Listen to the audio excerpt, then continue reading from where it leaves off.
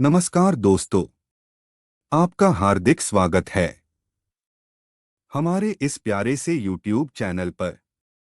अगर आपने हमारे चैनल को पहली बार विजिट किया है तो आप हमारे चैनल को सब्सक्राइब जरूर से कर लीजिए। तो आज का हमारा टॉपिक है मरने के 1 घंटे बाद तक आत्मा क्या अनुभव करती है। मृत्यु के बाद शरीर भले भी नष्ट हो जाता है, लेकिन शरीर में मौजूद ऊर्जा यानी आत्मा समाप्त नहीं होती। मृत्यु के बाद कुछ समय तक आत्मा को अजीब अनुभव होते हैं जो उसके लिए कष्टदायी होती है। मृत्यु जीवन का वह सच है जिसे कोई मिटा नहीं सकता है। जिस प्राणी का जन्म पृथ्वी पर हुआ है, एक न एक दिन उसकी मृत्यु भी निश्चित है। मृत्यु के बाद शरीर नष्ट हो जाता है, इसलिए उसे जला दिया जाता है या दफना दिया जाता है।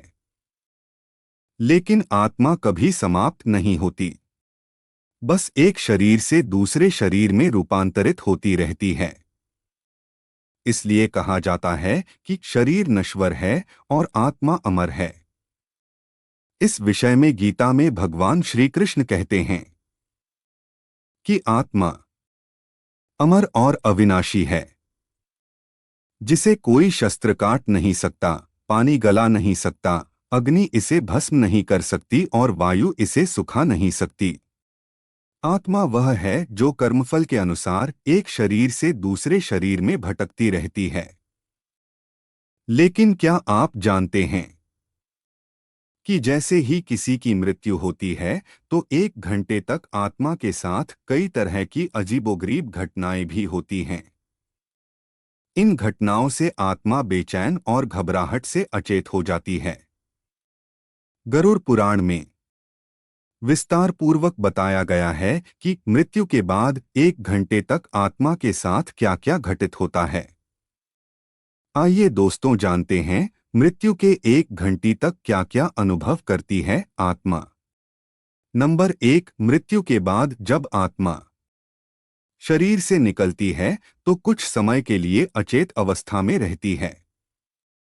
यह कुछ इस तरह का अनुभव होता है जैसे कोई मनुष्य बहुत परिश्रम करने के बाद खुद को थकान का साया गहरी नींद में महसूस करता है, लेकिन कुछ समय बाद फिर से सचेत हो जाती है। नंबर 2, सामान्य सा व्यवहार। मृत्यु के बाद जब आत्मा शरीर से निकलती है तो उसके साथ क्या घटित हुआ है, इस बात का अनुभव उसे नहीं रहता। इसलिए जब आत्मा शरीर से बाहर आ जाती है तो उसके बाद भी वह पहले की तरह ही सामान्य व्यवहार करती है। नंबर 3, बेचैनी और घबराहट। आत्मा को तब बेचैनी और घबराहट होने लगती है जब वह अपने परिजनों को पुकारती है, उनसे कुछ कहना चाहती है, लेकिन कोई उसे देख या सुन नहीं पाता। उसकी आवाज बस उसी तक ही रहती है। ऐसे में आत्मा घबरा जाती है। नंबर 4, सांसारिक माया।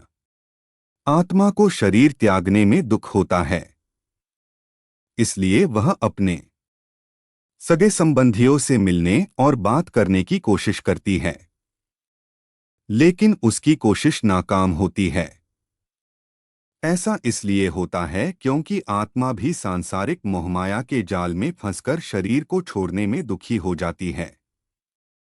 नंबर 5, शरीर में जाने का प्रयास।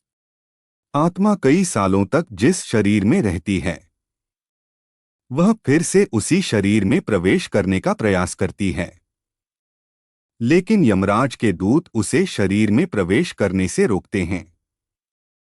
शुरुआत में उसके लिए यह मुश्किल होता है, लेकिन धीरे धीरे आत्मा भी यह स्वीकार कर लेती है कि शरीर से बिछड़ने का समय आ गया है।